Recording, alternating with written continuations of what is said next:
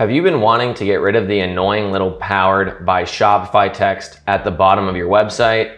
Well, be sure to smash that like button because you made it to the right place. And if you're anything like me, this text is kind of annoying and you really want to get rid of it. So I'm going to show you exactly how to do it extremely quickly in this video. Before we get into it, if you haven't already subscribed, please be sure to subscribe to this channel. My name is Ecom Tom and you are on a playlist of quick Shopify tips, and I drop one every single week.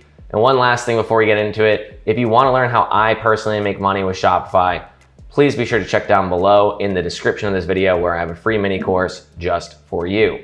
So with that being said, let's get into it. So here we are inside of my Shopify, and it's super simple to get rid of this. I don't know why I didn't do it sooner. So all you really want to do is click on Online Store right here, and then click on Themes. You're probably going to want to get rid of it on your current theme because that's the one that's showing to your customers. So basically at this point in time, all you want to do is come over to Actions. And instead of doing the edit code, if you're to add things in like you've probably done at least once in your journey so far, you want to come down to Edit Languages.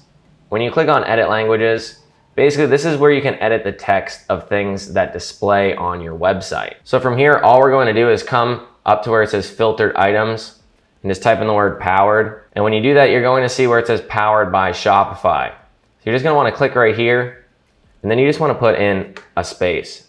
This text isn't like text that you can get rid of and delete and highlight. I'm clicking right here. You just want to put in a space and you're good to go.